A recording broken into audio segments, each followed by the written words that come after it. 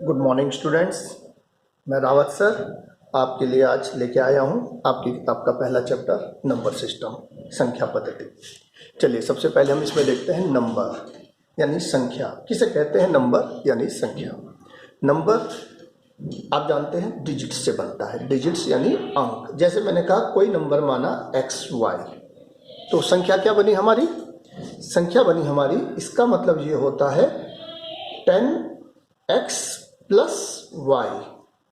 आप समझ सकते हैं, जैसे कोई संख्या मैंने कहा 75, कोई संख्या यानी नंबर है हमारा 75, इसमें हमारा यूनिट प्लेस कितना है 5 और टेंथ प्लेस कितना है 7। तो tenth place is 7 and unit place is 5। तो नंबर क्या हुआ हमारा 75 यानी 70 प्लस 5। तो कभी भी जो अंक बोले जाते हैं ये 7 नहीं होकर के 70 है, 7 नहीं है 70 है। तो ये हमारी जो संख्या बनती है 10x प्लस y।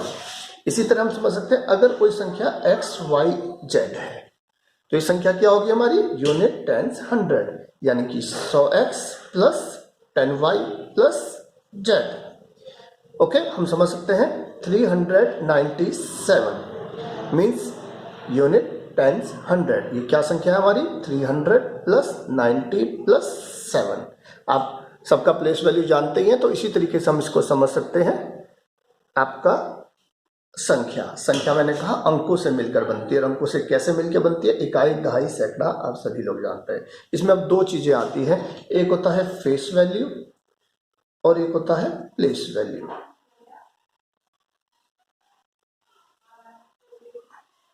ठीक है, फेस वैल्यू और प्लेस वैल्यू में क्या फर्क है? प्लेस वैल्यू आप जानते हैं, मैंने कहा ये 7 है, ये 90 है और ये 300 है। इट्स नॉट 7, 9 एंड 3, इट्स 300, 90 और 7। अब फेस वैल्यू की बात करेंगे तो फेस वैल्यू में 397 में 3 का फेस कितना है? फेस वैल्यू ऑफ 3 इज 3 और जबकि 397 में प्लेस वैल्यू ऑफ 3 इज 300। समझ में आया आपको? तो फेस वैल्यू सीधा से आपकी बात है, जो उसका फेस दिखाई दे रहा है वो उसका फेस वैल्यू, और जो उसका प्लेस हमने निकालना जानते हैं यूनिट टेंस प्लेस, वो सारा आपका क्या होता है प्लेस वैल्यू।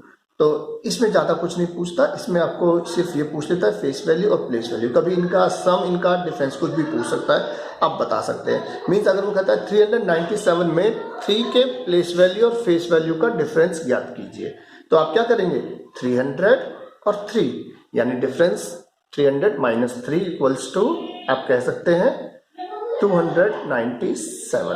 ठीक है, डिफरेंस प्लेस वैल्यू और फेस वैल्यू में। ओके, तो चलते हैं अब आगे आते हैं नंबर्स पे। नंबर्स पे जब हम शुरू करते हैं, अच्छा आप इसको एक बार, कई बार ये हमारे को पूछता है अंक पलटने से बनी संख्या।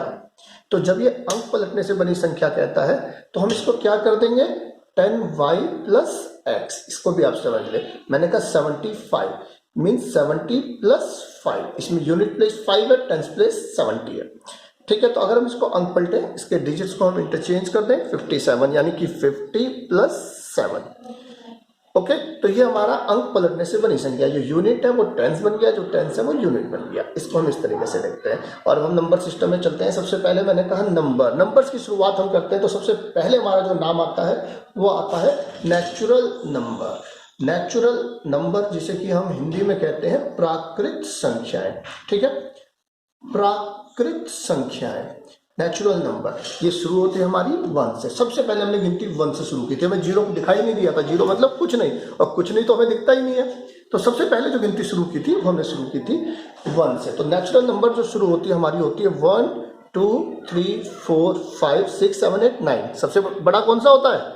It's not 9, infinity. 9 के बाद 10, 10 के बाद 11, कुछ भी आप कर सकते हैं, इसमें ऐसा कुछ नहीं है, आगे तक वो चलता जाता है। ठीक है, तो मैंने कहा सबसे छोटी प्राकृत संख्या 1, और अगर मैं सबसे बड़ी प्राकृत संख्या की बात कहूँगा तो मैं कहूँगा इसको हम ज्ञात नहीं कर सकते हैं। तो सबसे छोटी प्राकृत संख्या हम बता सकते हैं, सबसे बड़ी हम नहीं बता सकते हैं। ठीक है, ये हमारी होती है नेचुरल नंबर्स यानी कि प्राकृत संख्या। आइए अब नेचुरल के बाद हम बात करते हैं, इसमें आता है हमारा होल नंबर्स। इसको हम कहते हैं पूर्ण संख्या।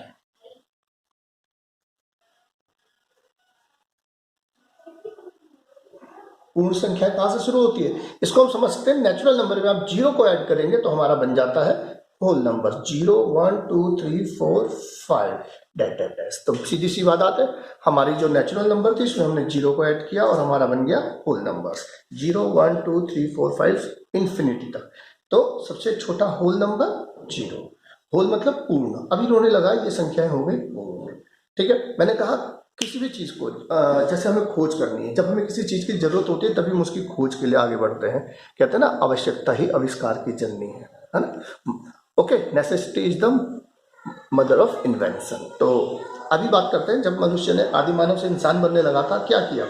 सबसे पहले गाय पाली तो उसने कहा भाई मैं गाय को चराने ले जाता हूँ और वापस लाता हूँ तो संख्या हो जाती है कम, मैं लेके गया था ज्यादा, ये दिख रही है कुछ कम, तो उसने कहा कैसे पता चलेगा, तो उसने गिनती की खोज करी। रस्सियां आपने गांठे लगा के, जैसे 1 2 3 गांठे लगाई, क्योंकि गिनती एकदम से नहीं बनी, तो उसने इस तरह गिनती करी और देखा मैं 20 लेके गया था, 20 ही वापस लेके आनी है। अगर 18 है तो आसपास ढूंढा, वो 2 गाय उधर रह गई, रात को उनको टाइगर मार जाता, इसलिए वो इकट्ठी करके सबको वापस लेके आया। तो इसलिए उसने वहां से गिनती शुरू करी। तो मैंने कहा 1 से उसको दिखाई दिया था, 0 उसको दिखाई नहीं दी, 0 गाय भी थी वहां पे नहीं थी, तो 0 मतलब कुछ नहीं, तो उसने वहां से शुरू किया था 1। पर मैंने कहा उसके बाद आज आपस में बाटा सिस्टम था, वस्तु विनिमय प्रणाली थी, आप एक चीज से दूसरी चीज लेते थे। मेरे पास 10 गाय थी, मैंने 10 की 10 आपको दे दी, मेरे पास कितनी बची? कुछ नहीं। यानी उसके लिए उन्होंने फिर एक डिजिट बनाई 0, तो उन्होंने लगा अब ये संख्या पूर्ण हो गई है, अब ये हो गई है पूर्ण संख्या है। तो पूर्ण संख्या मैंने कहा क्या फर्क पड़ा, प्राकृत संख्याओं में हमने 0 और ऐड कर दिया तो बन गई हमारी पूर्ण संख्या है। तो चलिए इसके बाद हम चलते हैं इंटीजर्स। क्या ये संख्या पूर्ण हो चुकी थी? नहीं, अभी भी कुछ कमी थी। अब मैंने कहा वस्तु विनिमय प्रणाली, मान लीजिए मेरे घर में कोई प्रोग्राम है और मुझे उसके लिए 100 लोगों का खाना बनवाना है। हम मेरे पास तो सिर्फ गाय है, तो मैं क्या केवल दूध और दही खिलाऊंगा? तो हम जाते हैं लाला जी के पास, लाला जी ने कहा ठीक है भाई 100 लोगों की पार्टी का बंदोबस्त हो जाएगा, आपका 200 गाय का इंतजाम कर दो। मैंने कहा मेरे पास 100 गाय हैं, तो उन्होंने कहा कोई नहीं, आप 100 दे दीजिए, और 100 का आपके ऊपर चढ़ गया ऋण, यानी नेगेटिव। अब मेरे पास कितनी गाय बची? माइनस की 100। समझ में आया? तो मतलब 0 से छोटी भी संख्याएं हैं। अब इसको हम इंटीजर्स में शो करते हैं। मैंने कहा सबसे छोटा इंटीजर पता नहीं, फिर -3 -2 -1 0 1 2 3 4 5 6 इंफिनिटी। तो ये अनंत से शुरू होता है और अनंत तक जाता है। ठीक है, तो पूर्णांक कहां से शुरू हो रहा है? अनंत से। इसका हमें छोर नहीं पता, और कहां खत्म हो रहा है ये भी नहीं पता। नंबर लाइन आपने देखी होगी 0 से शुरू होती है, हम इसमें राइट को जाते हैं तो इंक्रीज होता है, लेफ्ट को आते हैं डिक्रीज, मतलब -3 छोटा है -2 से। ओके, जो लेफ्ट का डिजिट है वो राइट के डिजिट से छोटा होगा। आप जितना लेफ्ट को जाएंगे, -500 -300 से बड़ा है छोटा है? छोटा है। तो आप इस चीज को समझ सकते हैं, ये नंबर लाइन में आप पढ़ते हैं। ठीक है, इंटीजर्स। तो मैंने कहा हमारी तीसरा हुआ इंटीजर्स। इंटीजर्स मतलब पूर्णांक। तो मैंने कहा कि हमने 1 से शुरू किया था, 0 से, और इससे भी आगे हम अनंत तक चले गए, ये कहलाए हमारे इंटीजर्स। चलिए अब हम इसमें एक और चीज देखते हैं, एक आता है हमारा प्राइम नंबर्स। चलिए प्राइम नंबर से पहले मैं इसी में आपको ऑड और इवन बता देता हूँ। इवन नंबर यानी सम संख्या, ये जानते हैं सभी लोग। ऑड नंबर यानी विषम संख्या है। तो आप समझ सकते हैं, देखो 2 4 6 8 0 ये सब हमारा क्या है? Even numbers. और ऑड नंबर्स कहाँ से हमारे? 1 3 5 7 9, ये हमारे क्या हो गए? सॉरी, ये हमारे हो गए ऑड नंबर, और ये हमारे हो गए इवन। देखो कई बार बच्चे कंफ्यूज होते हैं, किसी को हिंदी में आता है, किसी को इंग्लिश में आता है, प्रॉब्लम्स होती है। आप ऐसे समझ सकते हैं, इवन में कितने डिजिट है? इवन में कितने अल्फाबेट है? 4। सम में कितने अल्फाबेट है? 2। तो ये 2 4 6 8 वाले हमारे क्या हो गए? इवन, यानी कि सम संख्या है। विषम में कितने डिजिट है? 3। ऑड में कितने डिजिट है? 3, यानी कि 1 3 5 7 9। ठीक है, तो ऑड जिनको हिंदी में आता है वो इंग्लिश में नहीं कर पाते, जिन्हें इंग्लिश में आता है हिंदी में नहीं कर पाते। अभी आप दोनों में समझ सकते हैं, 2 4 3 3। ठीक है, सम यानी कि इवन, ऑड यानी कि विषम। तो हम इसको इस तरह देख सकते हैं, ये हमारी विषम संख्या और ये सम संख्या है। इसके बाद हम आगे चलते हैं। चलिए एक आता है इसमें प्राइम नंबर। अब इसमें प्राइम नंबर्स किन्हें कहते हैं, ये थोड़ा सा समझने का टॉपिक है, ध्यान से समझिएगा। इसे हम हिंदी में कहते हैं रूढ़ संख्याएं या अभाज्य संख्या, दोनों ही इसके नाम मिल जाते हैं। अभाज्य संख्याएं या रूढ़ संख्याएं भी कई जगह लिखा होता है। किन्हें कहते हैं हम रूढ़ संख्याएं यानी अभाज्य संख्याएं। चलिए इसको समझते हैं। मैंने कहा प्राकृत संख्या हमारी एक से शुरू हो रही थी, तो प्राइम नंबर्स, सबसे पहले प्राइम नंबर्स उन संख्याओं को कहते हैं जो संख्याएं सिर्फ अपने आप से और एक से भाग होती है, इसके अलावा किसी से भाग नहीं होती है। इसका नाम ही अभाज्य यानी कि जो भाग ना हो, पर ऐसी कोई संख्या नहीं होती जो किसी से भाग ना हो। हर संख्या अपने आप से जरूर भाग होगी और अपने आप के अलावा हर संख्या एक से भी जरूर भाग होती है, पर हाँ इसके अलावा और किसी से भाग ना हो वे संख्याएं अभाज्य संख्याएं कहलाती है। ठीक है, तो आइए इसको हम शुरू करते हैं 2 से। देखिए 1 प्राइम नंबर नहीं होता। 1 के साथ खास बात है, ये प्राइम भी नहीं है, कंपोजिट भी नहीं है। कंपोजिट हम आगे पढ़ेंगे, इसके बाद भाज्य जो यहाँ बचेंगे वो सारे कंपोजिट में जाएंगे। पर एक ना ही प्राइम है ना ही composite. 1 is neither prime nor composite. तो इसको हम शुरू करते हैं 2, 3, 4 नहीं होगा, 4 डिवाइड होता है 2 से। ठीक है, 5, 6 नहीं होगा, 7, 8 नहीं होगा, 9 नहीं होगा, 9 3 से होता है। तो ठीक है, हमारा हो गया। इसके बाद 11, 13, ओके, 15 नहीं होगा, 16 नहीं होगा, 17 एक्सेट्रा एक्सेट्रा। आप समझ सकते हैं। तो मैंने कहा जो, पर एक बात ध्यान रखिए, कोई संख्या अगर सम संख्या है तो वो अभाज्य नहीं होगी। सिर्फ एक ही संख्या है सम जो कि अभाज्य होते। तो single prime number, prime even prime number वो कौन सी है, वो है हमारी 2। तो ये पूछ भी लेता है कई बार, सम अभाज्य संख्याएं कितनी हैं। तो सम अभाज्य संख्याएं कितनी है, 1। और वो पूछेगा कौन सी है, तो हम कहेंगे 2। संख्या एक ही है, सिर्फ 2 के अलावा और कोई संख्या ऐसी नहीं है जो सम भी और अभाज्य भी हो। तो कितनी और कौन सी में भी ध्यान दीजिएगा, कितनी है तो 1 और कौन सी है तो 2। ठीक है, तो सम अभाज्य संख्या हमने पढ़ा। अभाज्य संख्याओं में एक और ये चीज पूछता है, अभाज्य संख्याओं में ये कहता है कि 1 से 25 तक कितनी अभाज्य संख्याएं होती है।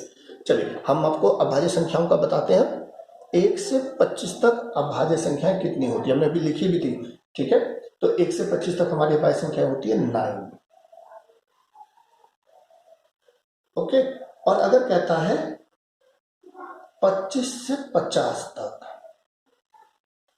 अभाज्य संख्या कितनी होती है, तो होती है 6।